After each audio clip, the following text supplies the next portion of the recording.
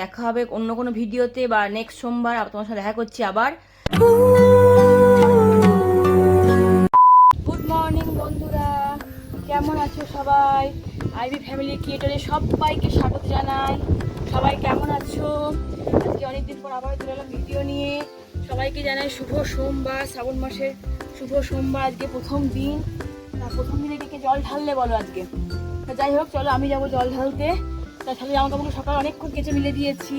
আকাশ দেখে আমি তুলতে চলে এলাম। দেখো আকাশটা কেমন কালো হয়ে এসছে। এবার যখন মন্দির চলে যাব তখন আমাকে তোমার করবে কে, জামা কাপড় তুলবে কে? তোমার দাদা ভাই ধর দোকানে। চলে এসেছি আমি জামা কাপড় তুলতে। সেই সঙ্গে ভ্লগটা শুরু করলাম আজকে, যে সুন্দর ঠান্ডা ঠান্ডা হাওয়া দিচ্ছে। আর এই ভ্লগটা তার সঙ্গে শুরু করলাম ওই জন্য জামা কাপড় তুলতেই সব শীতে মিলে দিই, রেখে দিয়ে লাভ নাই। আর এরকম আমার সুন্দর সুন্দর হরি গাছগুলো হয়ে গেছে এখানে। বেলি গাছে প্রচুর ফুল ফুটেছিল আজকে, কুড়ি দেখেই বুঝতে পারছো। অনেক ফুল নিয়ে গেছি, একটু মহাদেবকে দেবো, একটু গোপালকে দেবো। তাই দেখো কি সুন্দর বেলি ফুলগুলো ফুটেছে দেখো। তা যাই হোক, সেই দেবো করেই নিয়ে গেছি। আর এখানে রজনীগন্ধা আমার প্রচুর শীত ধরেছে। দেখো গাছে সার দেওয়া হয়নি, বলেছিলাম যে খোল দেবো, নিজে গাফিদের জন্য আমাকে সার দেওয়া হয়নি। তাও কিছু সুন্দর ফুল ধরেছে দেখো। যখন সন্ধ্যাবেলা ছাদে আসি একটু ঘুরতে বা হাওয়া খেতে, তখন কিন্তু অপূর্ব সেন্ট ছাড়ে, মানে পুরো ছাদ আমার রজনীগন্ধায় গন্ধে একদম মো করে। তা যাই হোক, চলো পুরো জোগাড়টা করে নিই। মানে সব এনে দিয়েছে, আনা হয়ে গেছে, কমপ্লিট জোগাড় হয়ে গেছে। এবার স্নান সেরে যাবো পুজো দিতে। আর চারিদিকে পাখিরা ডাকাডাকি করছে, এদিকে তো হরিণ উঠতে লেগেছে, মানে বৃষ্টি আসবে এরকম পরিস্থিতি। আর শ্রাবণ মাস সোমবার, বৃষ্টি না হলে হয় বলো তো? ভোরনাথকে জল দিতে হবে তো, তাই না বলো? তা যাই হোক, আকাশ ঘন হয়েছে বলে ভয়ে ভয়ে চলে এসেছি আগে জামা কাপড় তুলতে। জামা কাপড় তুলে নিই, তারপরে যখন মন্দির যাবো তোমার সঙ্গে নিশ্চয়ই দেখা করবো। এই যে সব স্নান টান সেরে ওদিকে আমি সমস্ত জোগাড় করে নিয়েছি। যেভাবে জোগাড় করতে সব যাবো পুজো করতে ধরো, সেগুলো সব রেডি করে নিয়েছি একদম। সোনারও স্নান হয়ে গেছে, এবার যাচ্ছি এখন পুজো দিতে। আচ্ছা, এবার তোমরা হয়তো অনেকেই বলতে পারো যে শাড়ি পরোনি কেন? সত্যি বলতে কি বলতো, তারা হুড়ো করে যাওয়া তো, আর এই ধরো ধরধরা করে যাব, ঘরের সমস্ত কাজ সারবো, আর এই ঝমঝম করে পড়ছে বৃষ্টি। যেই বেরোবো অমনি আরম্ভ হচ্ছে মুষলধারে বৃষ্টি।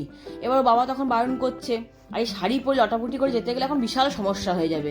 তাই শাড়ি আর পরিনি, ওই জন্য কুর্তি পরে নিলাম একদম, যে কুর্তি পরে ছাতা দিয়ে ধরে যেতে সুবিধা হবে। তাই আমি আর সোনাই রেডি হয়ে গেলাম বেরোবার জন্য। আর এর থেকে নিচে থেকে সমানে ফোন করছে বাবা যে এই সময় বেরিও না, আরেকটু অপেক্ষা করো, আরেকটু অপেক্ষা করো। তা যাই হোক, অপেক্ষা করতে করতে দেখলাম যে না, বৃষ্টি যখন কমছেই না, চলো বেরিয়ে পড়ি। কারণ এরপর যখন যাব তখন কখন পুরোহিত থাকবে, ঠাকুমার থাকবেন কি থাকবেন না বুঝতে পারবো না। তাই অপেক্ষা না করে দুখানা ছাতা নিয়ে আমরা মা বিটি মিলে বেরিয়ে পড়লাম। আর একটা এদিকে কথা হচ্ছে, তোমার সোনাই কিন্তু রীতিমতো উপোস করে আছে জানো। সোনাইকে বললাম আর কি ওকে, যে তুমি একটু কিছু খেয়ে নাও, সুজি হোক বা কিছু খেয়ে নাও, যেহেতু আজকের দিন আমরা মুড়ি খাই না, চিড়ে মুড়ি ভাত কিছুই খাই না।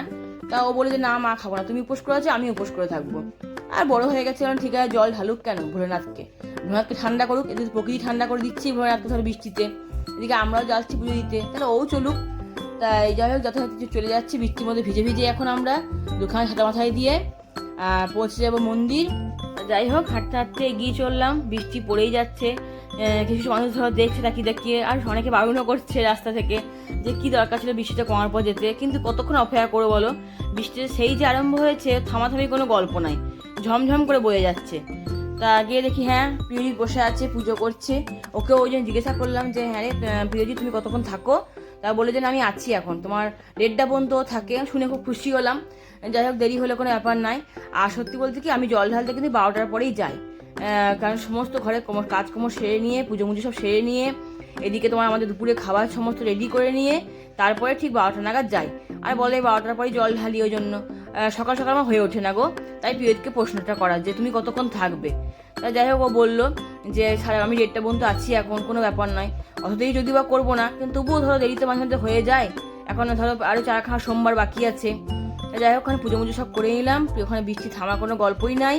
ওখান থেকে এলাম কালীতলায় এসে মা কালীকেও ফুল টুল সব দিয়ে দিলাম, ফুল বাতি মোমবাতি ধূপ সব জেলে প্রণাম সেরে ওখান থেকে এবার বেরিয়ে যাচ্ছি। সোনাই তার আগে একটু ভিডিও করলো, আর সোনাইও প্রণাম করলো, ওর জন্য ফুল সব রেখেছিলাম, ধূপ ধরিয়ে দিল, দিয়ে এবার চললাম। দেখো বৃষ্টিতে বাড়ি চললাম, এখনও থামছে না বৃষ্টি। আমরা কখন গেছি, পুজো করেছি, গল্প করি সবাই সঙ্গে, ওখানে অনেকের সঙ্গে দেখা হলো মন্দিরে, তাদের সঙ্গে গল্প করলাম খানিকক্ষণ, বসে থাকলাম বৃষ্টি থামার অপেক্ষায়।